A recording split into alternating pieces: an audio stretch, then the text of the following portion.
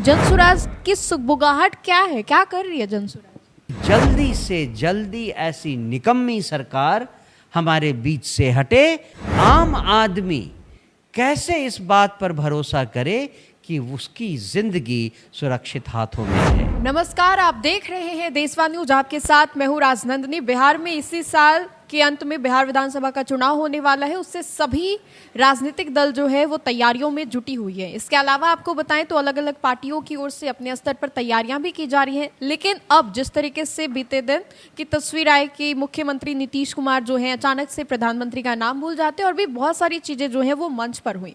इसके अलावा राजनीतिक दल की ओर से तो तैयारियां की ही जा रही हैं, लेकिन जनसुराज फिलहाल क्या कर रही है, बातचीत करने के लिए हमारे साथ जनसुराज की ओर से प्रदेश अध्यक्ष है मनोज भारती जी। इनसे जानेंगे कि जनसुराज की सुगबुगाहट क्या है, क्या कर रही है जनसुराज?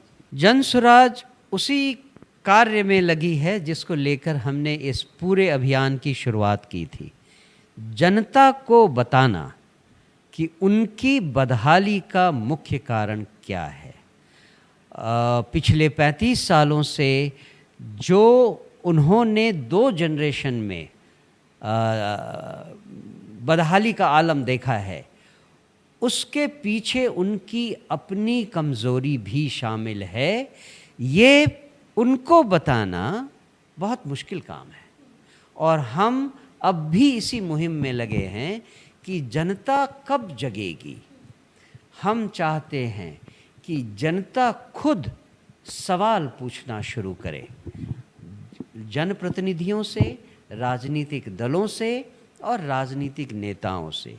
जिस दिन बिहार की जनता ने सही सवाल करना शुरू कर दिया, उसी दिन बिहार में बदलाव की शुरुआत हो जाएगी और हम उसी प्रश्नोत्तर की नींव रखने की कोशिश कर रहे हैं। हम इसी धुन में चले जा रहे हैं। जैसे कि आज आपने बिहार में हो रहे आपराधिक घटनाओं को लेकर के सवाल भी किए, लिहाजा उसके अगर देखें तो सभी राजनीतिक दल जो कि विपक्ष में है सवाल खड़े भी कर रही है।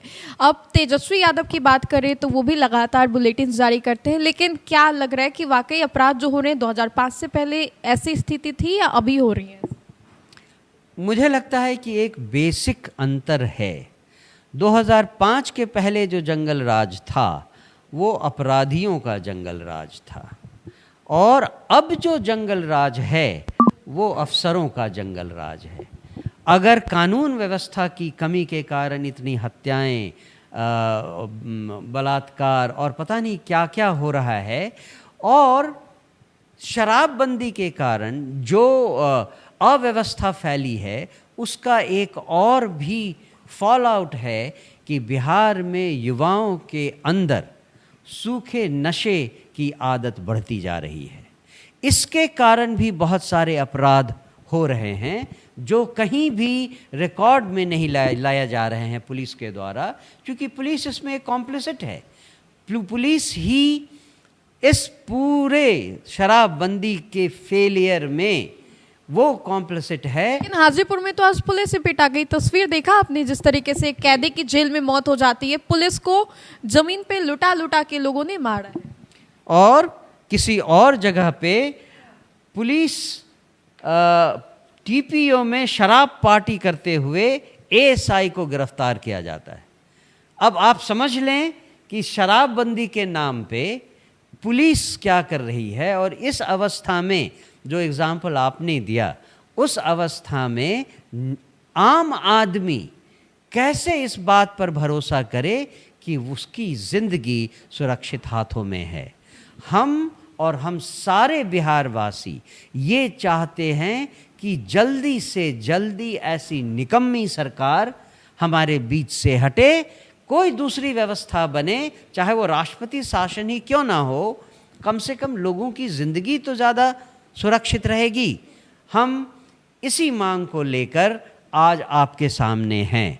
और जहाँ तक हमारे मुख्य विपक्षी दल और लीडर ऑफ अपोजिशन का सवाल है, उनसे तो किसी भी तरह के सही सवाल की अपेक्षा करना ही मूर्खता होगी, क्योंकि वो तो इस ताक में हैं कि कब उनको मौका मिले और वो पलटकर रूलिंग पार्टी में समा जाएं। वो तो सभी राजनीतिक दल का एक महत्वाकांक्षा होता है ना कि वो बने, बिहार के मुखिया बने, सीएम बने। बिल्कुल सही बात है, लेकिन उनकी हिस्ट्री भी तो देखिए।